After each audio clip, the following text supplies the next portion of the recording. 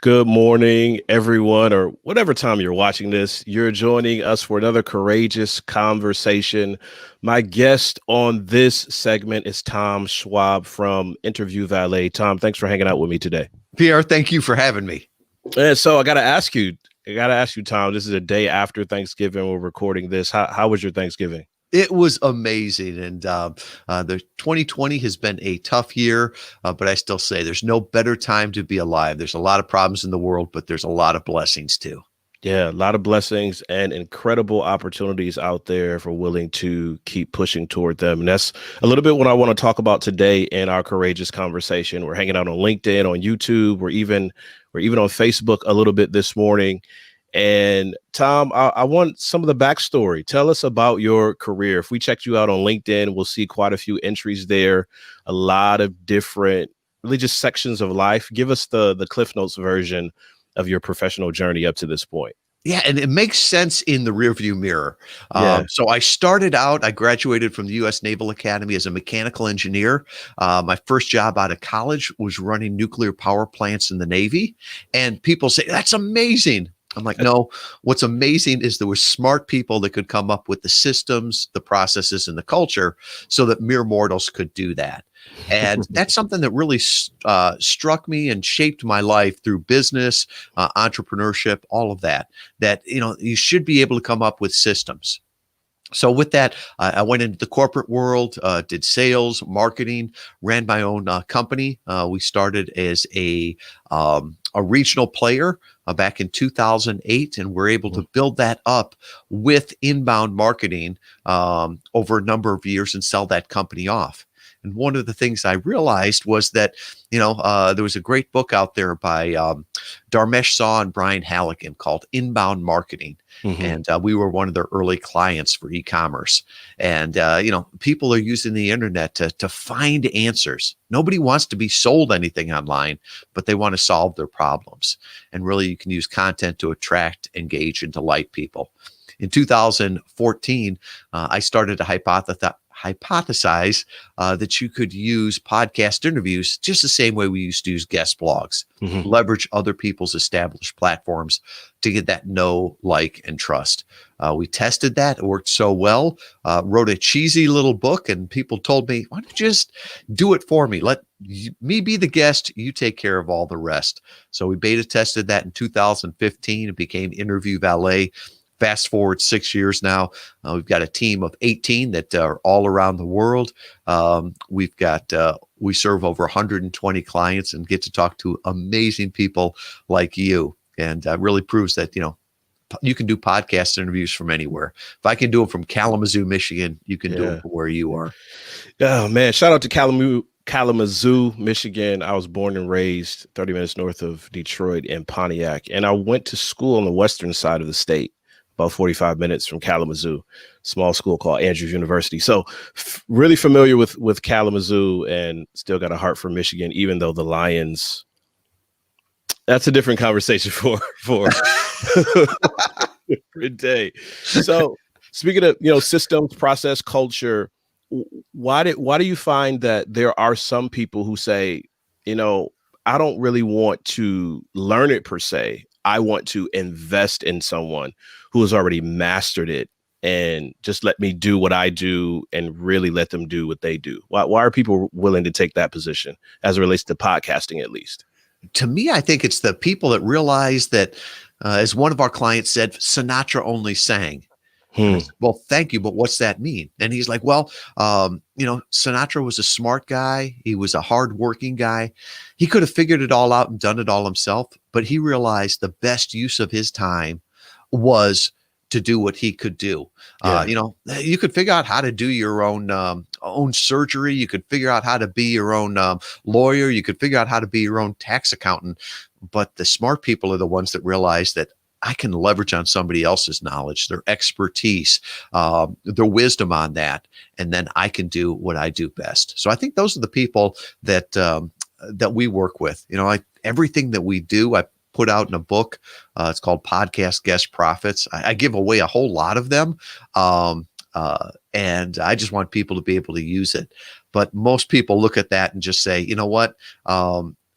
you definitely understand the systems. You've got the connections. You've got the expertise. Let me be the guest and you take care of the rest. If you had to distill down really, the mission and vision for Interview Valet, that bumper sticker version, that elevator pitch version of what your company does, how would you frame that out for us? Yeah, and our mission is to personally introduce inspiring thought leaders to millions of ideal people they could serve for the betterment of all. Hmm. And it really comes from, my belief that our biggest problem today is obscurity.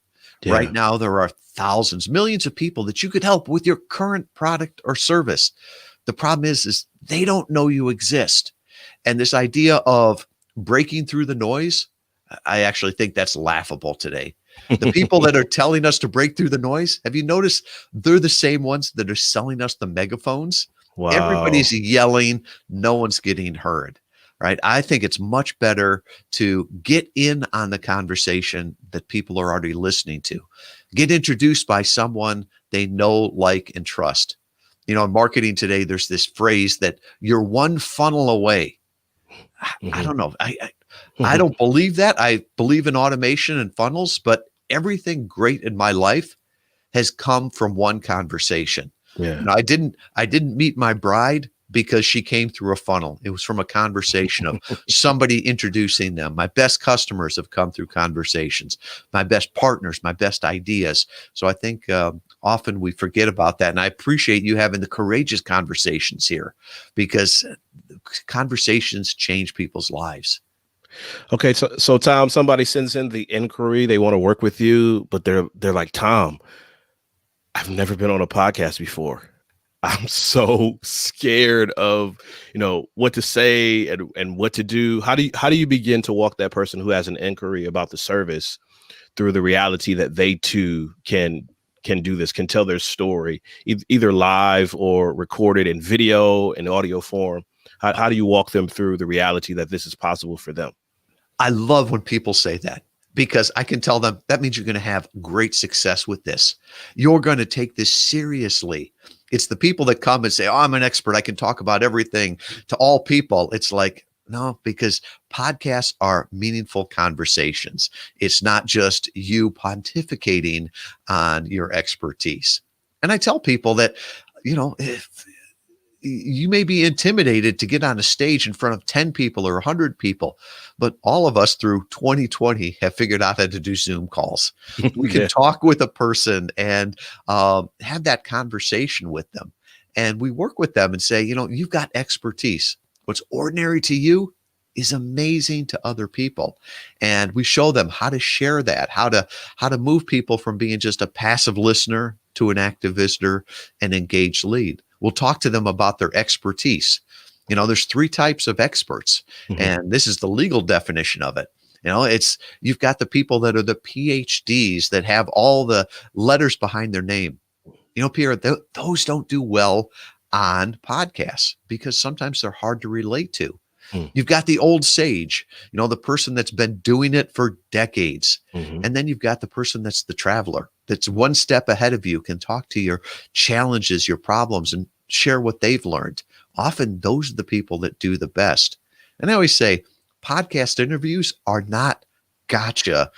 Right. Gotcha interviews. This is not 60 Minutes. I hope you don't start asking me, math questions after this, because I'm going to just start phoning a friend on those.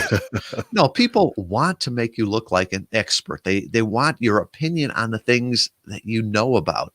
So they're going to ask you about your opinions, your ideas, your book, your company. And those are things that all of us can talk about.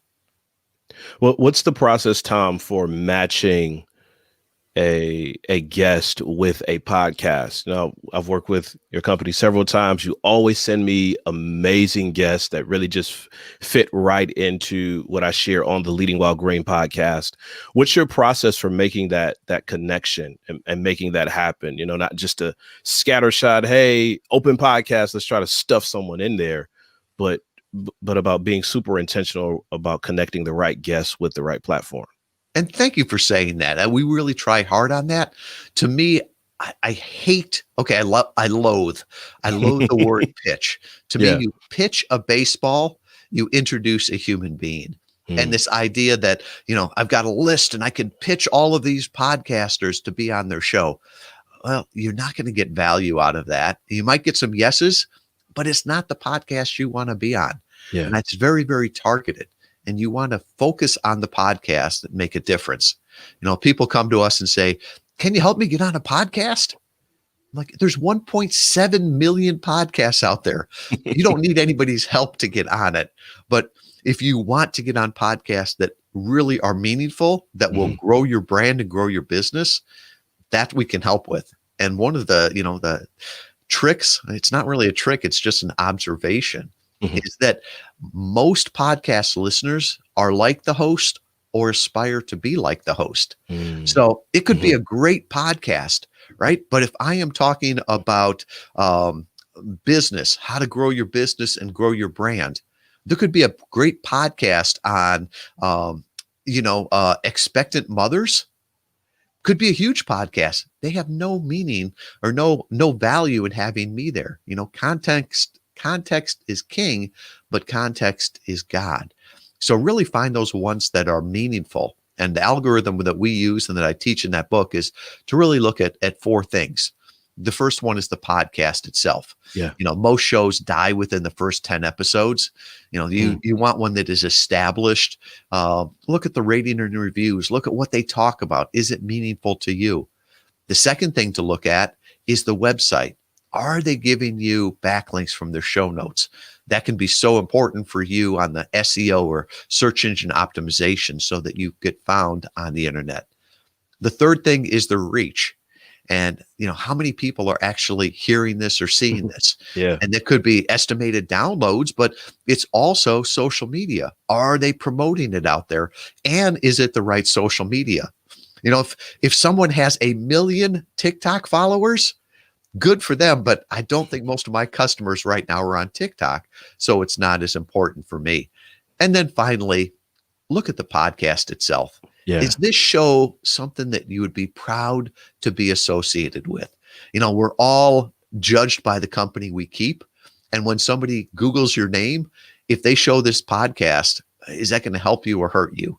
I call some of them Wayne's World podcasts. Remember that show where it was the two guys in their Yep. mom's basement? If you're trying to be a professional, do you want to be on the Wayne's World podcast? So look at those. Bigger is not better. Better is better. Mm. Oh, Tom, I love that. I want to go back to something that you said. Actually, the first piece of what you said. Most podcasts die 10 episodes in. Why does that happen in your research and in working with hosts and guests? Why do so many podcasts die so early? I'll tell you the straight answer on that one. Because podcasting is tough.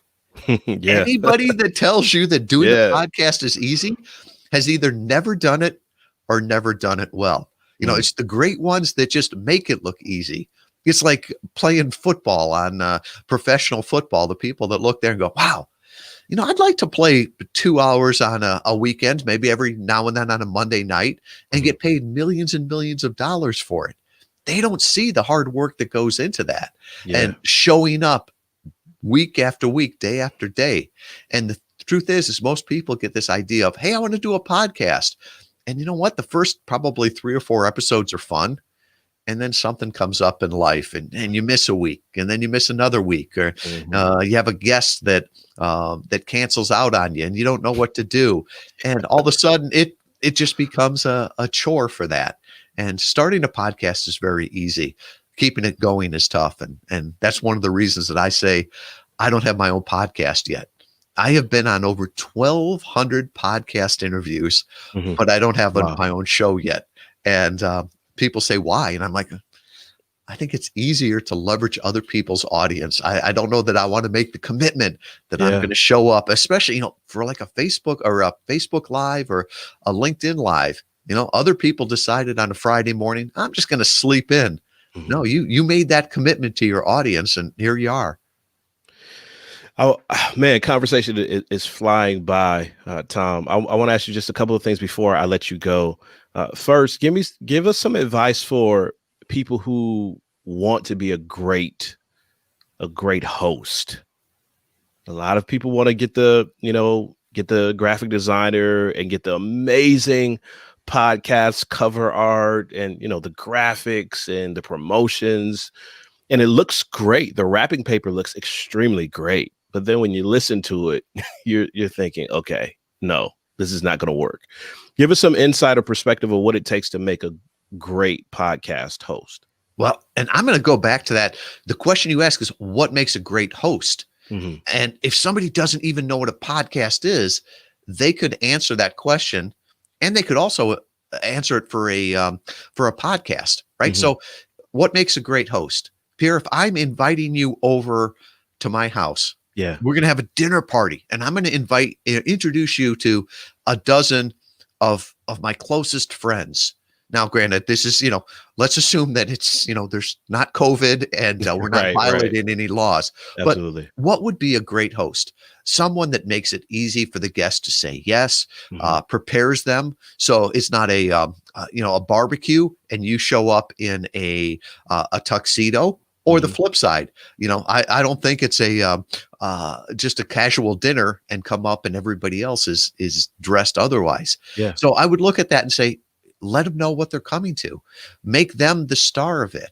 Try to make it easy for them to connect with the other people at the party or at the podcast. So let them know, who are we talking to? How can you bring the most value?